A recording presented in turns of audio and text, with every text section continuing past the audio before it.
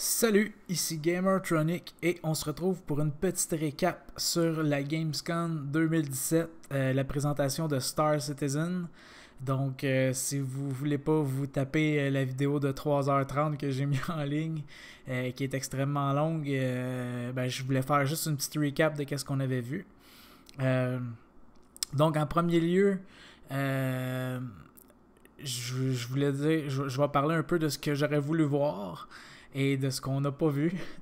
Donc, j'aurais beaucoup aimé voir des trucs de Squadron 42.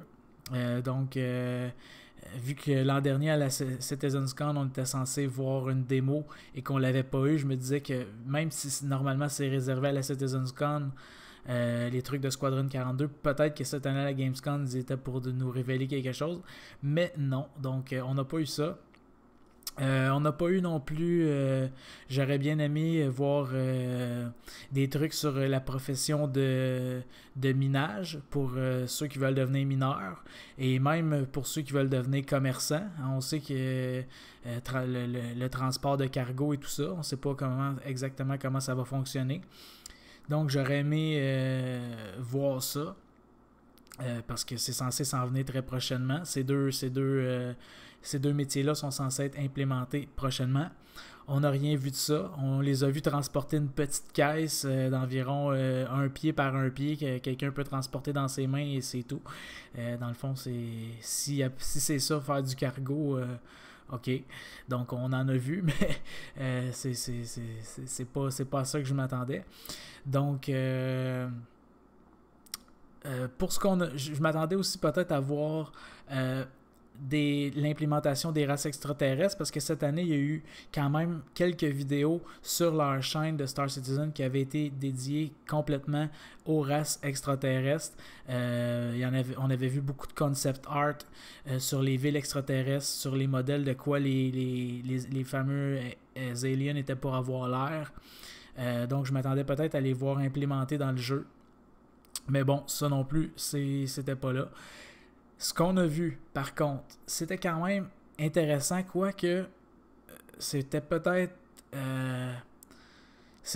pas à ça que les gens s'attendaient, parce que normalement, CIG aime beaucoup nous éblouir avec des trucs qu'on n'a pas encore vus ou qui vont s'en venir peut-être un an à un an et demi plus tard.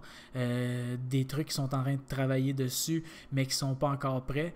Mais cette année, ils nous ont vraiment montré la 3.0 dans l'état où elle va être quand on va la recevoir. Donc, avec peut-être une ou deux features de plus qui ne seront pas là, mais qui vont être implémentées dans la 3.1. Donc, ce qu'on a vu de nouveau, on a vu le VoIP, qui est une manière de communiquer en jeu. Ça, je dois dire que c'est quand même assez intéressant. Le VoIP, c'est une reconnaissance faciale faite avec une webcam qui va, dans le fond, répliquer les mouvements de notre bouche et aussi intégrer notre voix à la voix à notre personnage. Donc quand on va parler dans le jeu, ça va être notre voix.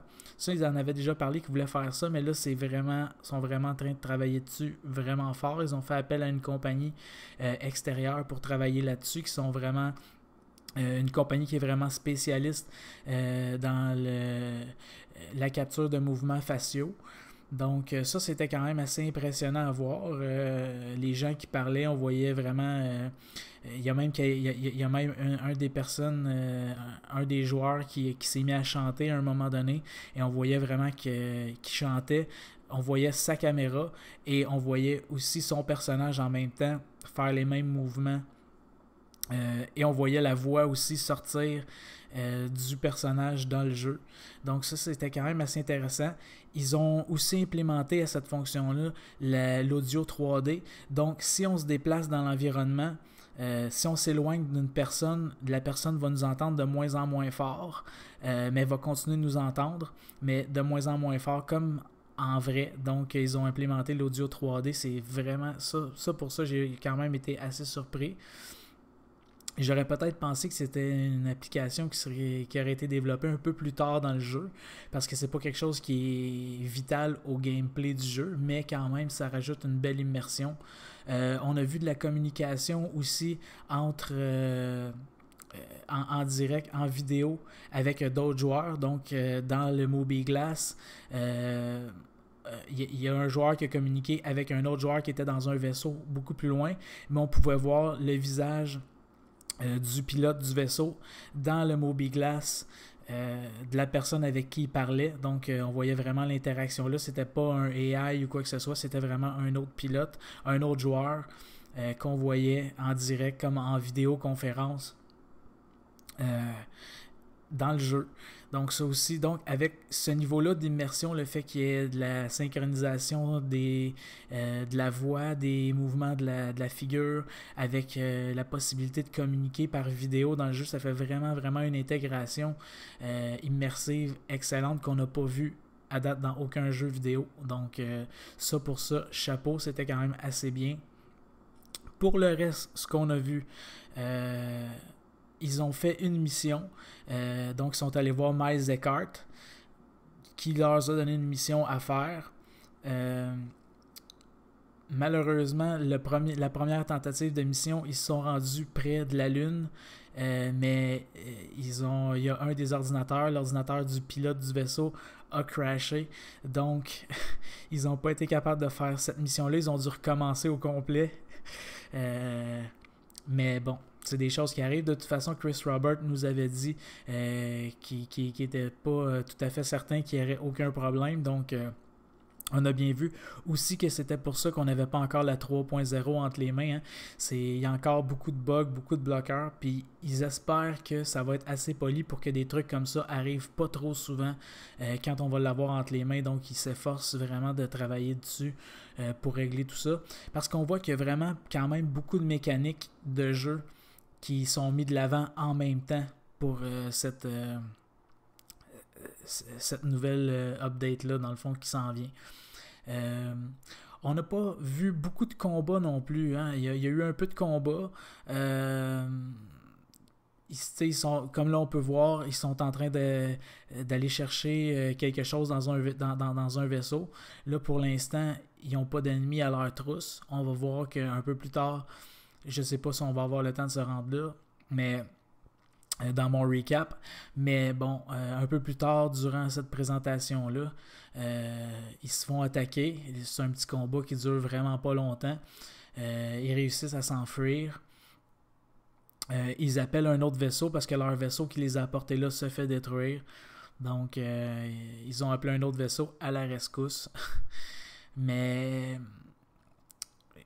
je crois que cette année, ils n'ont pas voulu nous montrer quelque chose qu'on aurait dans beaucoup de temps parce qu'ils savent que la plupart du temps, ce que ça fait, c'est que les joueurs s'impatientent de l'avoir entre les mains. Donc, ils sont plutôt dit, on va leur montrer quelque chose qu'ils vont avoir bientôt entre les mains. Ça non plus, on peut pas dire quand, mais je crois que c'est mieux qu'ils nous aient montré ça que peut-être justement ce que j'espérais voir, parce que ce que j'espérais voir, probablement qu'on l'aurait eu pas tout de suite ou vraiment dans peut-être un an et demi. Donc les gens se seraient impatientés comme à l'habitude parce que c'est long de développer ce genre de jeu-là, ce genre de feature-là. Donc ils ont vraiment préféré cette année focusser sur quelque chose qu'on était pour avoir bientôt. Aussi, on a vu un Idris en action. Donc, la première fois qu'on voit un Capital Ship en action dans le jeu. Donc, c'était quand même assez impressionnant. On a vu les vaisseaux décoller du pont du vaisseau pour aller prêter main forte au vaisseau pendant qu'il se faisait attaquer. Et on les a vus aussi, à un moment donné, revenir dans le vaisseau. Donc, on a vraiment vu des atterrissages à l'intérieur d'un vaisseau et des sorties de vaisseau à partir d'un vaisseau. Donc, ça, c'est quand même quelque chose qu'on n'avait pas vu encore, qui est quand même une mécanique de jeu qui doit être assez compliquée à faire. Quand on pense que le Idris, c'est gigantesque, ce truc-là. Donc, le fait que ça se promène dans l'univers, qu'il peut avoir en même temps des gens qui se promènent dans ce vaisseau-là, pendant que le vaisseau se promène dans l'univers, et en même temps avoir d'autres vaisseaux dans ce vaisseau-là qu'on peut piloter, sortir du vaisseau et ensuite revenir dedans. C'est quelque chose qui est assez impressionnant, qu'on n'a jamais vu non plus dans aucun jeu vidéo. Mais je pense que cette année, les gens vont dire qu'il manquait peut-être un petit facteur wow. J'aurais peut-être donné un petit teaser à la fin, là, juste un petit quelque chose de plus. J'ai quand même bien aimé la démonstration, même s'il y a eu un bug et qu'on a perdu peut-être un 30 minutes. Mais c'est ça. Il manquait un petit quelque chose cette année à la présentation pour redonner comme le hype qu'ils ont d'habitude le don de redonner. Hein, quand on sait qu'à toutes les fois que normalement CIG fait une présentation, le hype revient en force. Ah, là on peut voir justement, ils se font attaquer avec... ils étaient allés chercher une petite caisse. Donc c'est pas ce que j'appelle du cargo, ça vraiment. Mais bon. Donc, encore beaucoup de dogfight, encore beaucoup de FPS. C'est vraiment encore les deux gameplays qui sont les plus présents dans le jeu. Donc, pour ceux qui attendent Star Citizen avec d'autres métiers un peu plus pacifiques, quoique on est obligé quand même de se défendre si on se fait attaquer ou quoi que ce soit. Mais pour les gens qui attendent des métiers un peu plus pacifiques comme transporteur, explorateur, être mineur, des trucs comme ça, ça sera pas pour tout de suite. En tout cas, on n'a pas vu de gameplay de ça. J'aurais bien aimé en voir, mais... On a vu aussi un peu comment le système de vêtements était pour fonctionner. On a vu la nouvelle interface de la Mobi-Glass qui à mon avis, est bien meilleur que celui qu'on a déjà. Ils ont fait un bon travail à refaire toute l'interface. Je pense que ça va vraiment être mieux visuellement et tout ça est plus user-friendly dans le fond, si on peut dire. Donc pour ça, ça va être assez excellent. Tout va être vraiment accessible par là. Donc ça va être bien. J'aimerais en dire plus, mais c'est pas mal ça qu'on a vu durant la vidéo. Donc c'est mon petit recap de la CitizenScom 2017 de Star Citizen.